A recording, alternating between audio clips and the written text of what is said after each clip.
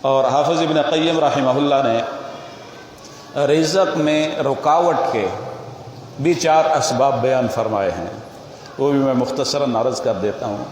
فرماتے ہیں اربعۃ تمنع الرزق، 4 سبب ایسے ہیں جو انسان کے رزق میں رکاوٹ ڈالتے ہیں، اس کو روک لیتے ہیں۔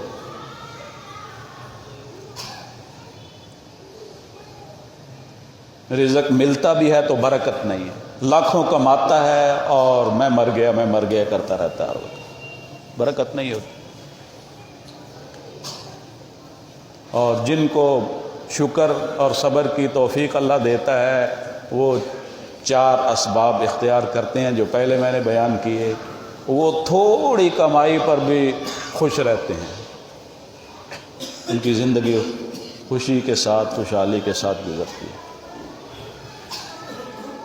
وہ حافظ ابن قیم رحمہ اللہ فرماتے ہیں کہ رزق کو روکنے کے، منع کرنے کے بھی 4 اسباب ہیں۔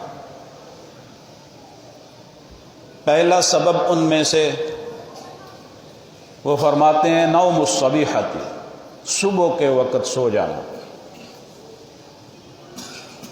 یہ صبح کا وقت جو ہے یہ بڑا ہی بابرکت وقت ہوتا ہے،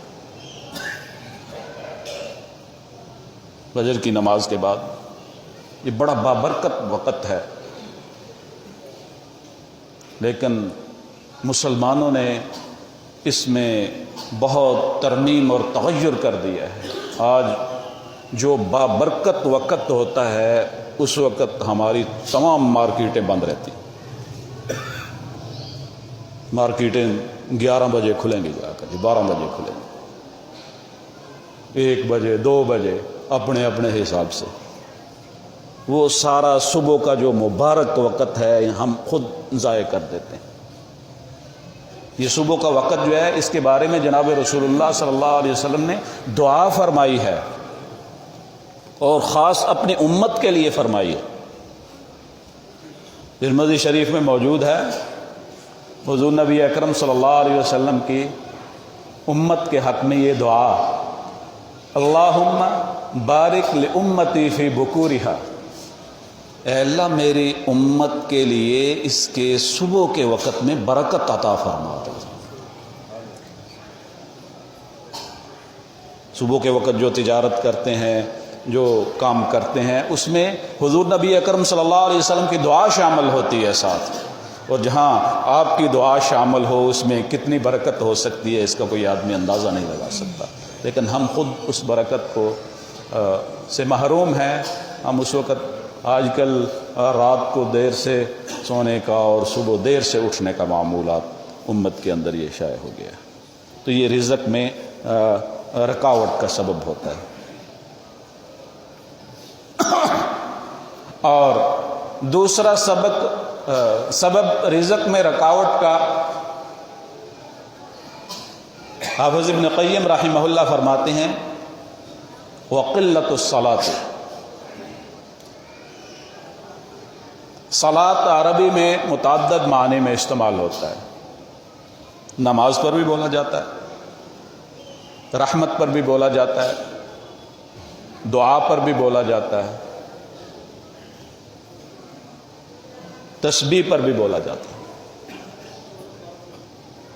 تو صلاۃ کی قلت ہے، نوافل نہیں پڑھتا، حضور نبی اکرم صلی اللہ علیہ وسلم پر درود شریف نہیں پڑھتا، تسبیح و تحلیل نہیں کرتا، استغفار نہیں کرتا، یہ سارے معنی اس کے اندر آ جاتے ہیں۔ اس کے ساتھ رزق جو ہے وہ کم ہوتا ہے۔ قلت الصلاۃ، رحمت خدا سے طلب نہیں کرتا، رزق میں کمی ہوتی ہے، تنگی ہوتی ہے، رک جاتا ہے۔ اور تیسرا سبب حافظ ابن قیم رحمہ اللہ یہ فرماتے ہیں والکسل، سستی۔ تو میں نے پہلے بتایا کہ انسانوں کے لیے چستی چاہیے، اس کے لیے کوشش کرنی ہے رزق کو طلب کرنے کے لیے۔ اگر اس کے اندر سستی ہوگی، بیٹھا ہے مارکیٹ میں نہیں جاتا، منڈی میں نہیں جاتا، اپنی ملازمت میں نہیں جاتا، اور جو ڈیوٹی ہے اس کو پورا نہیں کرتا ہے، سستی ہے۔ حضور نبی اکرم صلی اللہ علیہ وسلم نے سستی سے پناہ مانگی ہے اللہ کی۔ آپ نے امت کو یہ دعا سکھلائی ہے، خود مانگی ہے، اللہم انی اعوذ بک من الکسل والعجز والجبن والبخل۔ اے اللہ میں تیری پناہ میں آتا ہوں سستی سے، بزدلی سے، عاجزی سے۔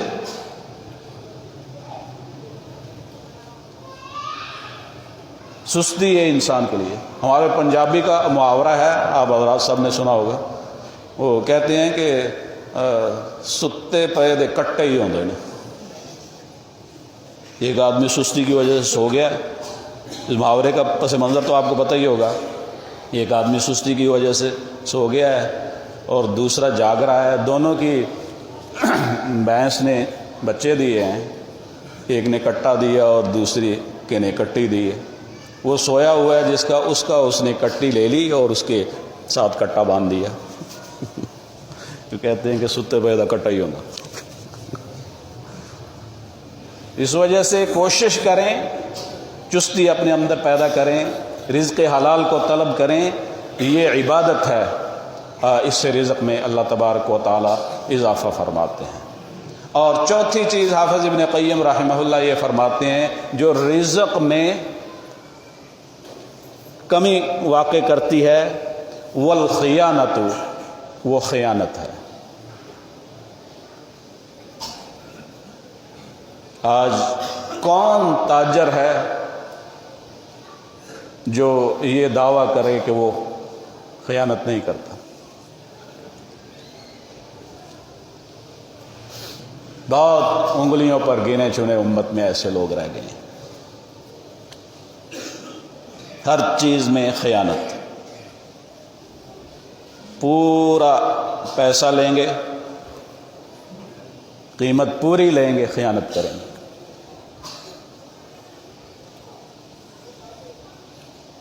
پوری قیمت لیں گے، چیز 2 نمبر دیں گے۔ پوری قیمت لیں گے، دوائی 2 نمبر دیں گے۔ پوری قیمت دیں گے، کپڑا 2 نمبر دیں گے، برتن 2 نمبر دیں گے۔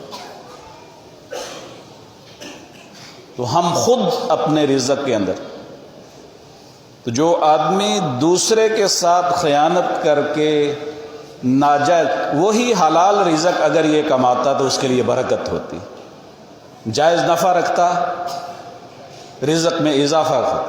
اس نے دوسرے کو دھوکہ دیا، اس کی نحوست اس پر پڑی، اس نے تو دے دیا۔ قسمیں اٹھاتے ہیں اس پر، نہیں ہم نے اتنے کا ہی خریدا۔ حضور نبی اکرم صلی اللہ علیہ وسلم نے فرمایا کہ 3 قسم کے آدمی ایسے ہیں، قیامت والے دن اللہ تبارک و تعالیٰ ان کی طرف دیکھے گا بھی نہیں اور نہ ان کے ساتھ کلام کرے گا۔ ان میں سے ایک منان ہے، احسان جتلانے والا، دوسرا یہ شلوار اور تہبند پتلون یہ ٹخنوں سے نیچے لٹکانے والا، اور تیسرا میرے موضوع سے متعلق ہے، وہ جناب رسول اللہ صلی اللہ علیہ وسلم فرمایا، وہ تاجر جو اپنے سودے کو جھوٹی قسم اٹھا کر جو ہے فروخت کرتا ہے۔ ایک مسلمان تو اس پر اعتماد کرے گا، وہ خدا کی قسم اٹھا رہا ہے کہ مجھے اتنے کا ہی خریدا ہے اور اتنے کا ہی، وہ تو اعتماد کر کے خریدے گا۔ اس کے ساتھ خیانت ہوئی اور اس کے ساتھ رزق کے اندر کبھی اضافہ نہیں ہو سکتا۔ اللہ تبارک و تعالی ہم سب کو ان باتوں پر عمل کرنے کی توفیق نصیب فرمائے، رزق کے بڑھانے کے اسباب اختیار کرنے کی توفیق نصیب فرمائے، اور رزق میں رکاوٹ سے جو اسباب بنتے ہیں ان سے بچنے کی توفیق نصیب فرمائے۔